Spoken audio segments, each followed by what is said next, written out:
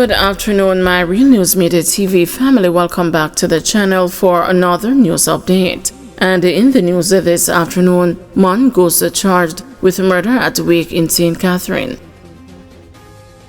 The St. Catherine North Police have charged 25-year-old Siobhan McBean with murder following an incident at a wake in Williamsfield district in the parish on Saturday. 25-year-old laborer Kevin Robinson, otherwise called Maggie, of Williamsfield district, was killed in the incident. Reports are that about 1 a.m. on July 26, Robinson was at the wake when he got involved in an altercation with McBean, also known as Dudu and Mongoose. It is reported that during the altercation, McBean brandished a knife and stabbed Robinson 3 times in the chest. Robinson was taken to hospital where he was pronounced dead. An investigation was launched which resulted in McBean's arrest. He was charged on Tuesday after being questioned in the presence of an attorney. His court date is being finalized. Fire damages section of Court of Appeal building. A section of the newly renovated Court of Appeal building in downtown Kingston was damaged by fire overnight, causing dislocation for stakeholders. The administrative arm of the judiciary confirmed that a comprehensive assessment of the damage is currently underway, but said preliminary findings indicated that the fire did not cause extensive structural damage.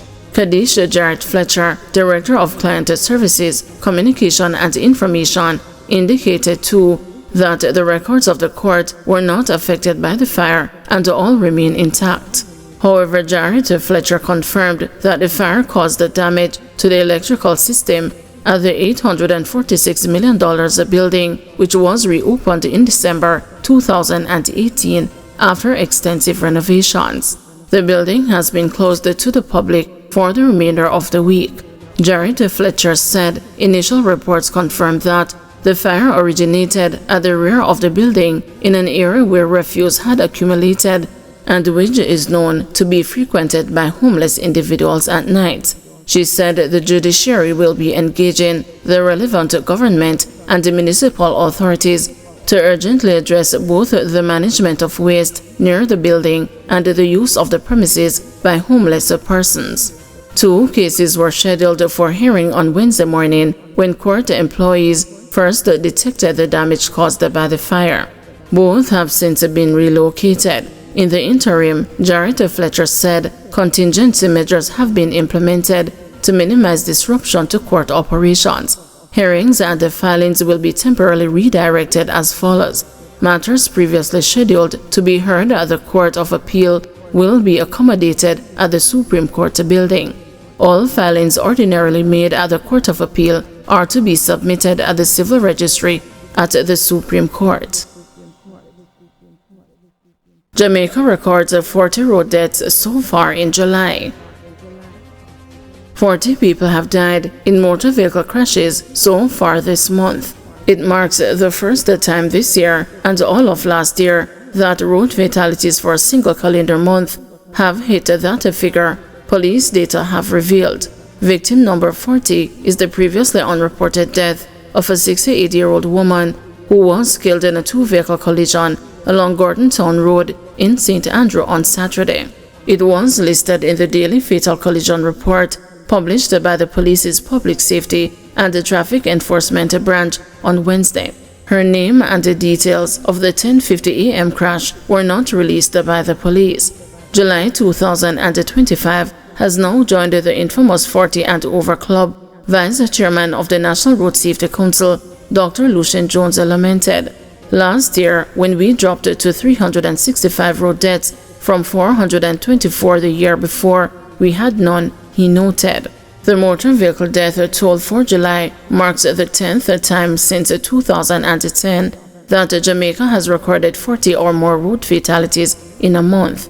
The 58 road deaths recorded in December 2021 remains the highest for a month, followed by 53 recorded in November 2022, according to official data.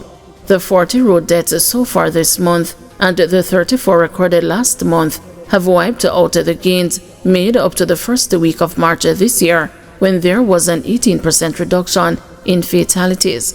A total of 229 people have died on the roadways this year, a 3% increase when compared with the corresponding period last year. Man pleads not guilty to using false identity on 2002 passport application. A 54-year-old man accused of using a false identity to obtain a passport more than 2 decades ago pleaded not guilty in the Kingston and the St. Andrew Parish Court on Tuesday. Darren Davis has been charged with making a false declaration to the Passport Immigration and Citizenship Agency in relation to a 2002 passport application.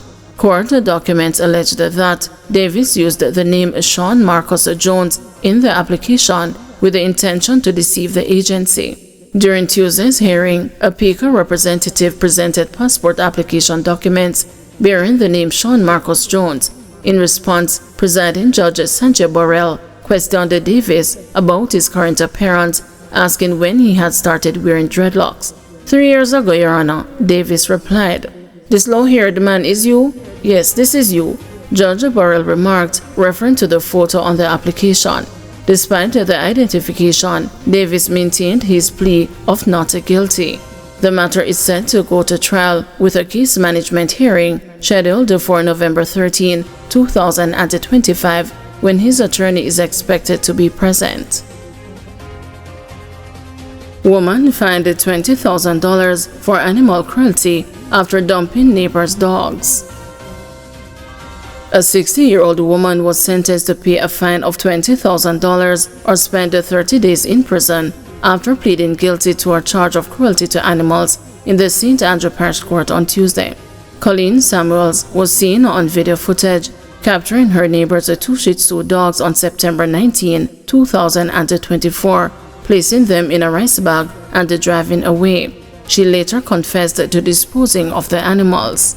Presiding Judge Sanjay Burrell, during sentencing, emphasized that the sentence was not only intended to punish Samuels, but also to send a wider message about respect for the law, property, and animal welfare. Ms. Samuels, sentences are not just to communicate to you, but to other members of society that citizens like you and I should have respect for the law, and also have respect for the rights of other people.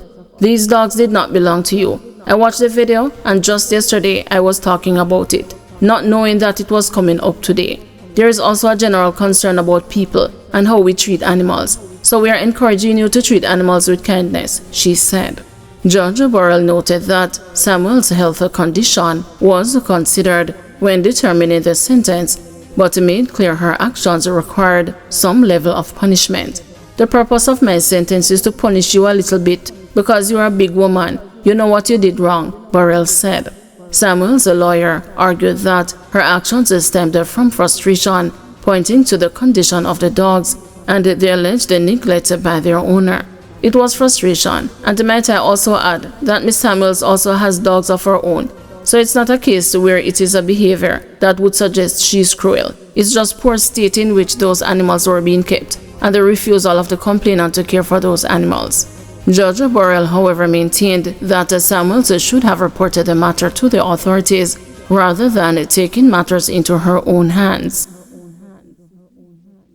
Guys, thank you for watching. See you this evening at 6 p.m. for another news update.